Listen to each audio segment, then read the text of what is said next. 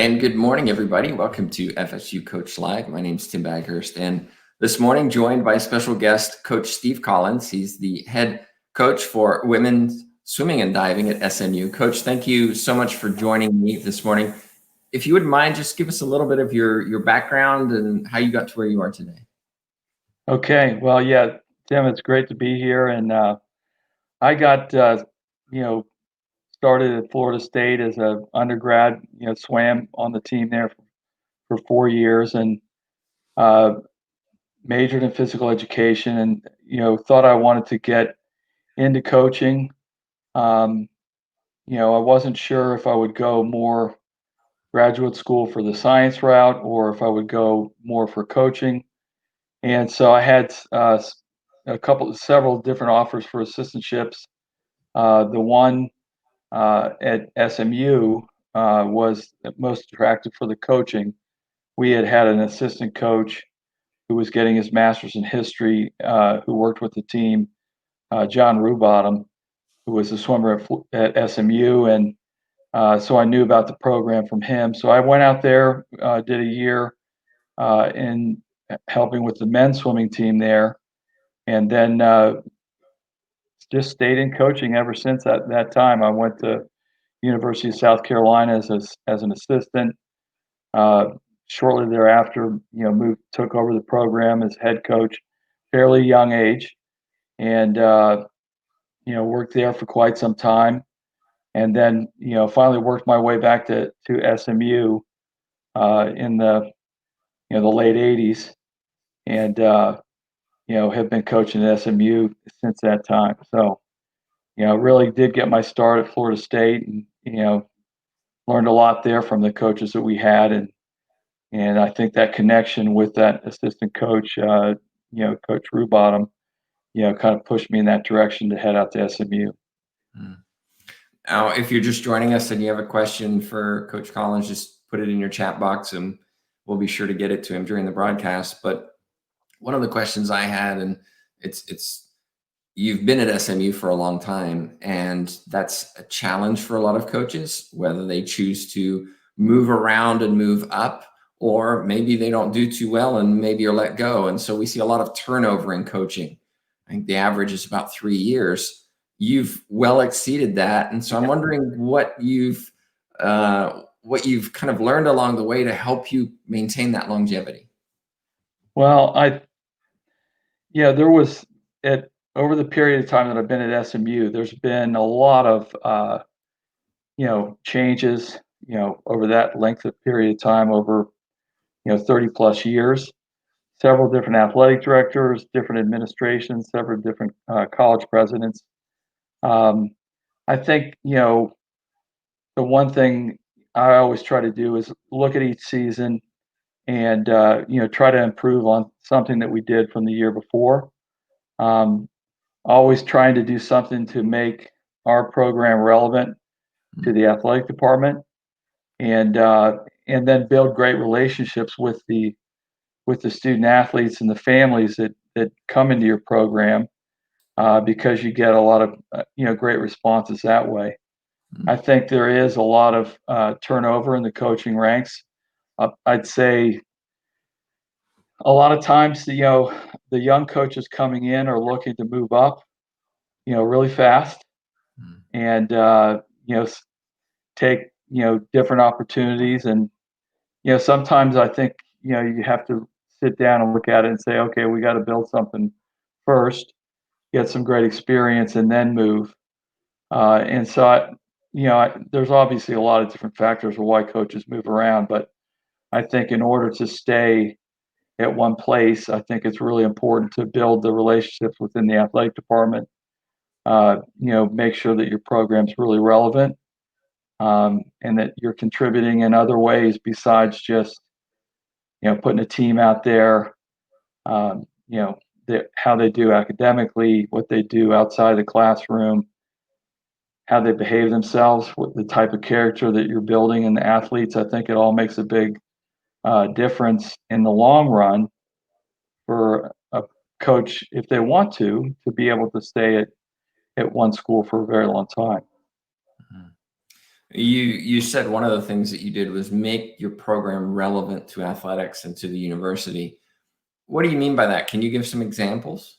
Well, I think, you know, I think it's important to be involved, you know, as a head coach or an assistant within the entire athletic department, not just, a lot of times the offices for the pools are removed from where the main athletic department is. Mm, You might have an office over at the pool, which is in another building. Um, I think it's important to, always be in touch and knowing what's going on in the athletic department. Um, you know, volunteer to do things within the department that are not necessarily your scheduled duties as the head coach. And then I think, try to lead a really well managed team.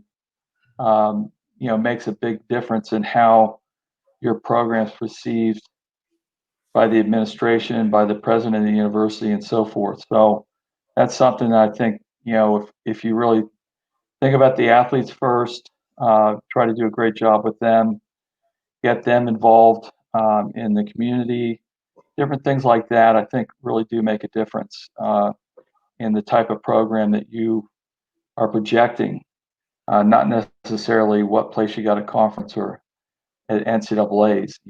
There's more to it than that. mm. The One of the challenges you have as a coach is recruiting, of course, which is a big deal in college coaching. Uh, what are your experiences of recruiting, and how do you get those athletes that you really want to come to SMU? Because a lot of times, if they're talented athletes, they're being recruited by a lot of programs.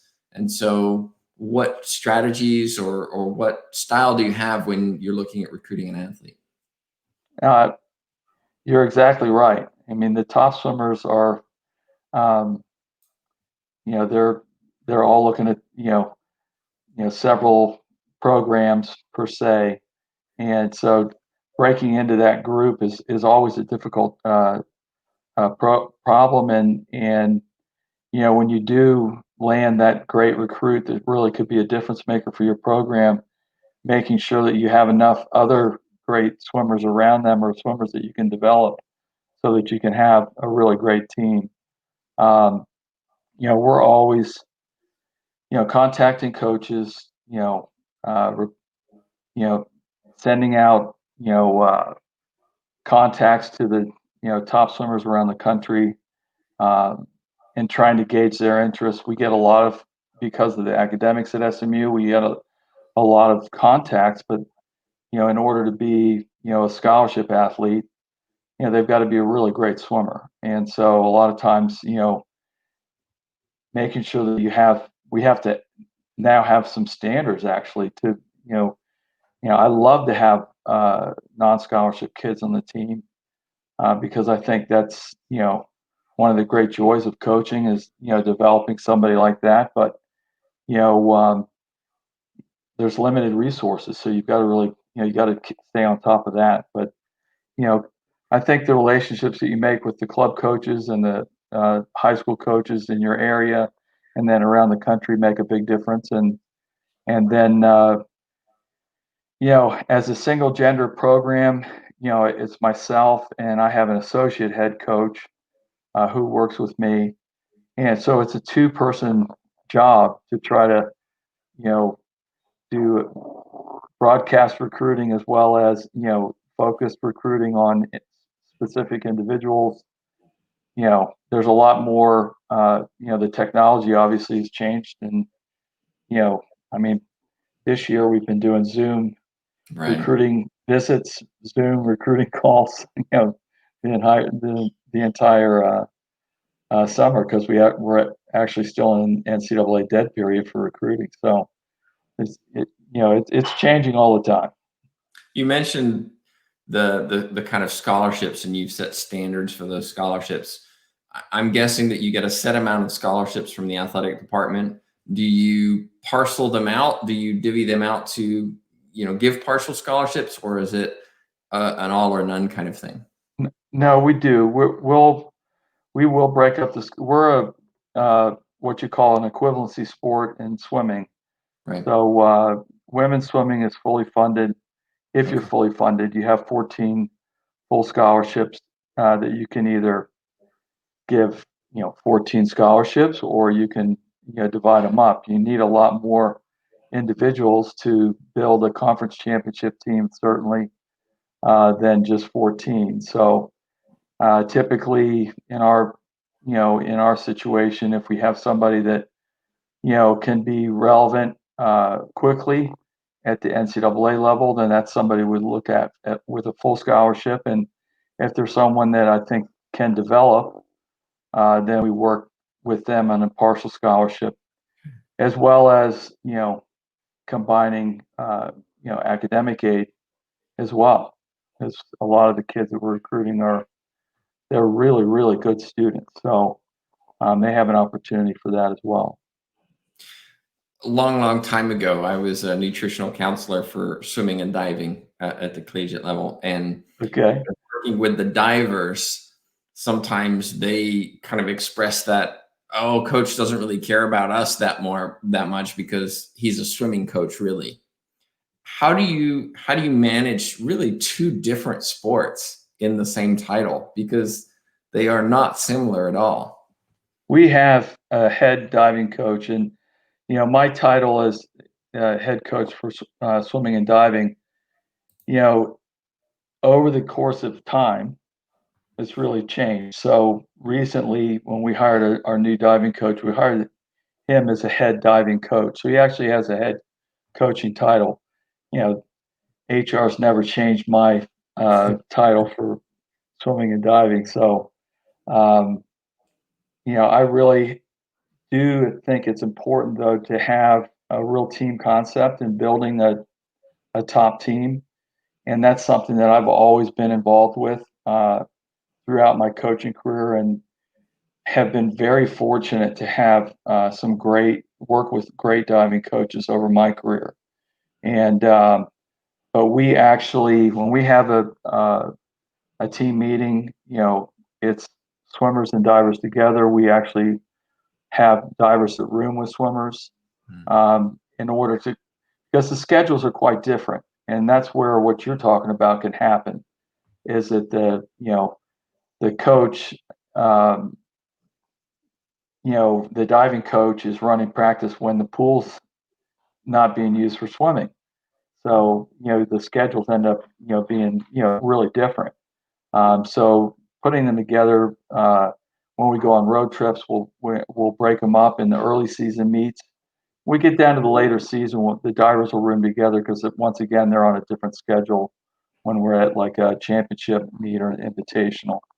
But it's really important to, build that team unity, have the swimmers interacting with the divers, throughout the season. And um, I think that's something that we've done really effectively.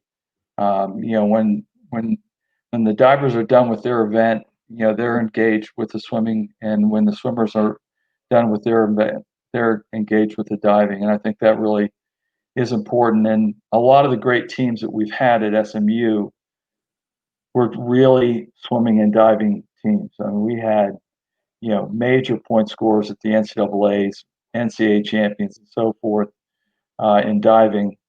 And so, the importance of that was never lost on me Mm. to make sure that we had a great, team feeling for what are really two sports in an international, event. They would be totally separate.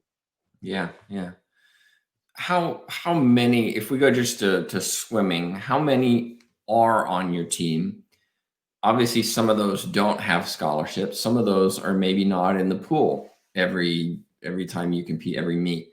How do you maintain that motivation for those swimmers who may not be the stars of the team, the ones Right. getting scholarships? You mentioned Um, cohesion. What are some ways you do that?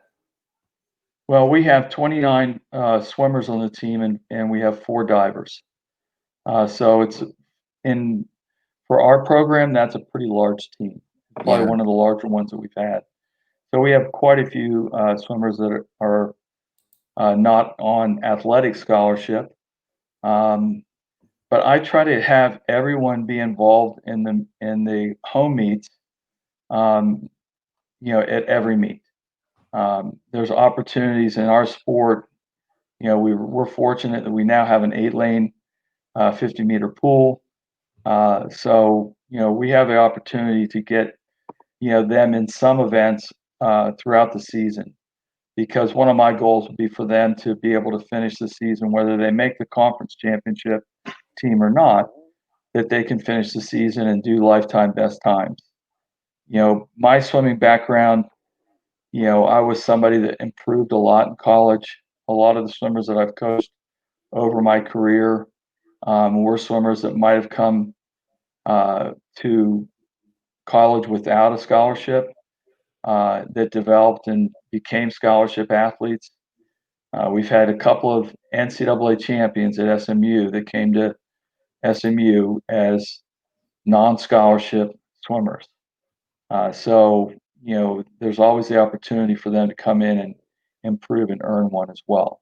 Mm. So I think that, you do have to give them opportunities to compete if you want to keep them motivated. So that's one of the things that I try to do. And we might not be able to get everybody in their best event every time, but we try to get them in the meet and so that they're able to get up and compete and see some progress throughout the season. Now, most people who come to the stands and watch the team compete see you there doing that job, and they think, "Oh, I can do that." Right?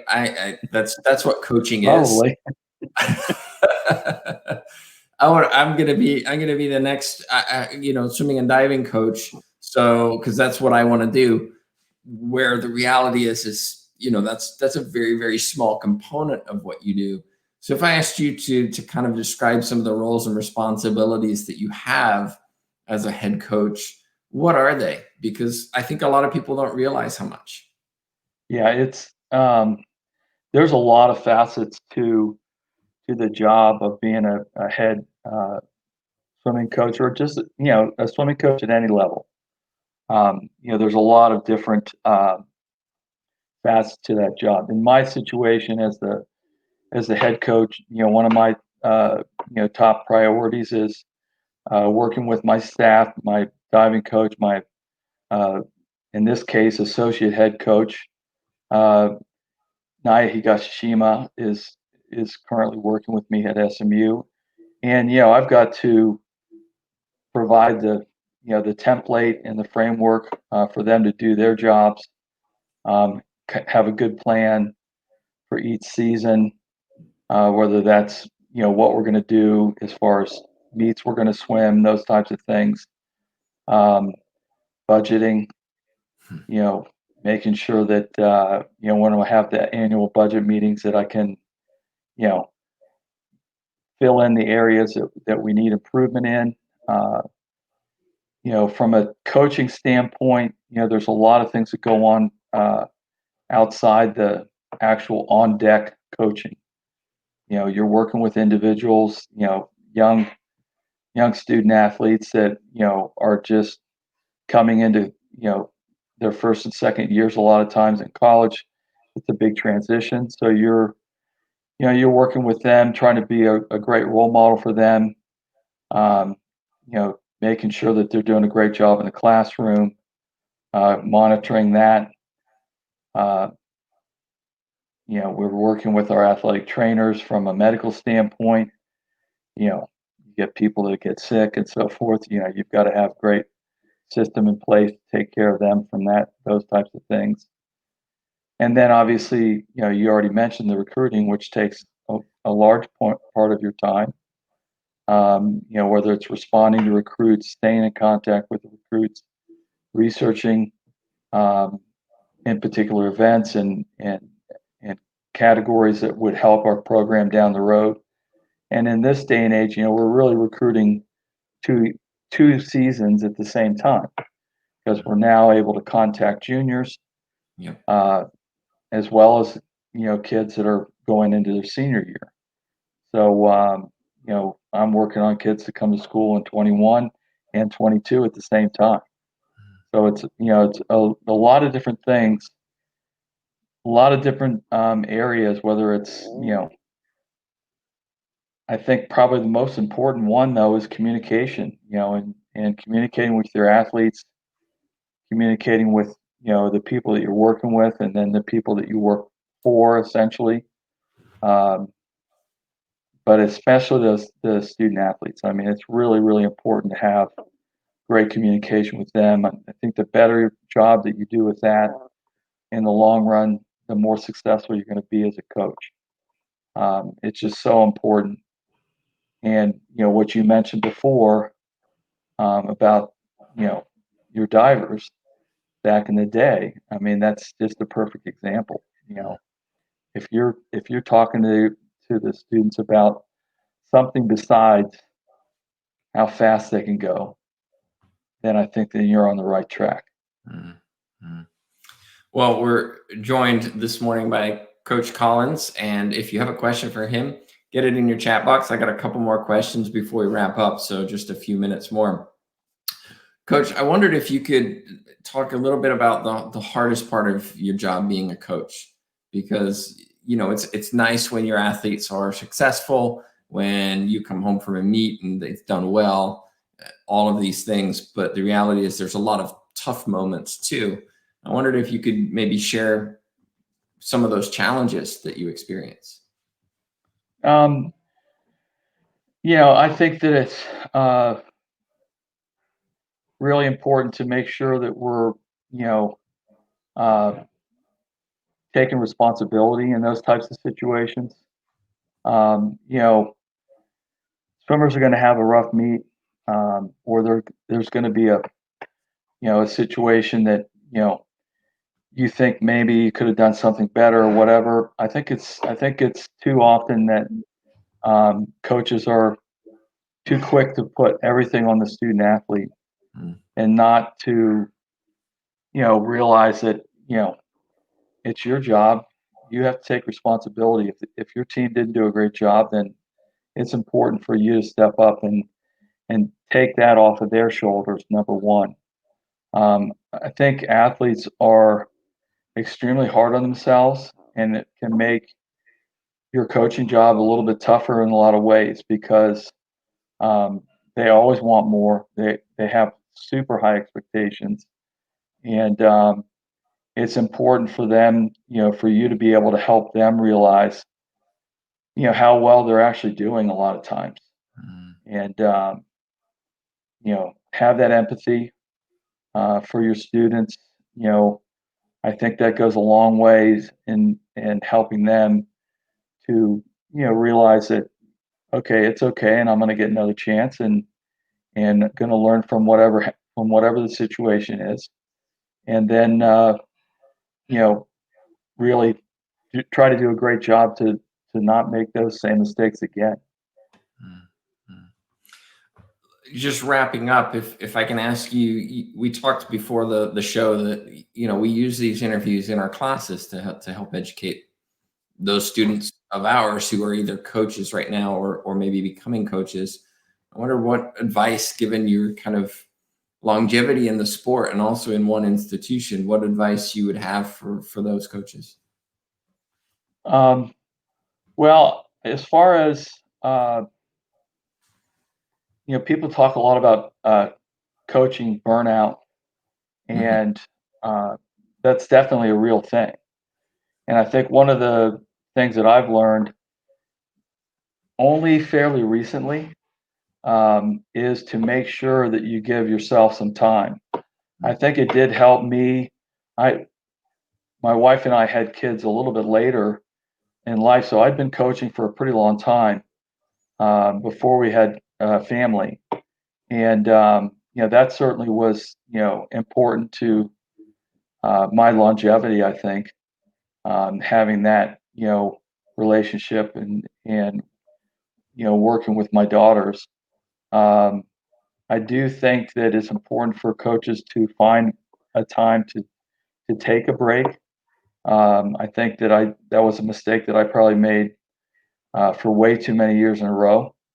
I'd finish a summer season, I'd go and coach at an international event, and I'd come back and it was the first day of school and I'd start coaching the next day. Mm. And you do that for many years in a row, and I don't think that's really healthy. So I think it's important, there's to find a point to take a break, get away from your coaching, um, for for a short break, and regroup, and re-energize. I think that's really important and something that I would think for the young coaches out there that would be important because there's no doubt if you're getting into college coaching right now as an assistant coach or a graduate assistant coach, you're going to be putting in some long hours, and you're going to love it, but you know you also need to make sure that you talk to your head coach and schedule a little bit of time so that you can get a break there, and then you'll come back the next season and be even better. So that would be my advice. When One you that my wife finally got me to start taking for myself. can I ask, when you take time out, what do you do to kind of get away from the sport? Is it reading a book or something? I'll, I like to, we have a cottage that's on the water, so Mm, I like to when I have more than a week, 10 days. Try to get 10 days to 2 weeks after the U.S. Nationals in the summer, mm. and then that still gives me time to get back in the office before the students come back. I'm actually leaving tomorrow to get back in the office. Um, so I'm on my break right now. But the other thing I think it's really important is that I try to do daily is exercise. Mm. Whether I don't necessarily swim that much, but I'll bike and I'll run and get in the water a little bit. We do a Swim Across America fundraiser event for to raise money for cancer research. So I always swim that with the team, the shortest one, and and help raise money. So I have to keep in the water a little bit. Yeah, yeah. Well, thank you so much for your advice, and I'm sure there'll be people watching after this has been live, and if they have any questions, maybe you want to learn a little bit more, how do they follow up with you? Yeah, I mean, best thing would be just to email me, and if it's something that we want to get on the phone about, then we can just set up a time and day to chat on Okay. Zoom or by phone. And for those listening to the podcast, that's collins@mail.smu.edu. Well, Coach, thank you so much for taking the time. I know this is your break, so I really appreciate Oh, the it's time to great share to with us. do it. I'm really happy that you're running this program, and hopefully it will be of value for your students. Very much so, very much so. Well, thanks everybody for watching. Of course, just remember next week we'll have another guest on. But for now, on behalf of myself, Tim Baghurst, and Steve Collins, thank you so much for watching.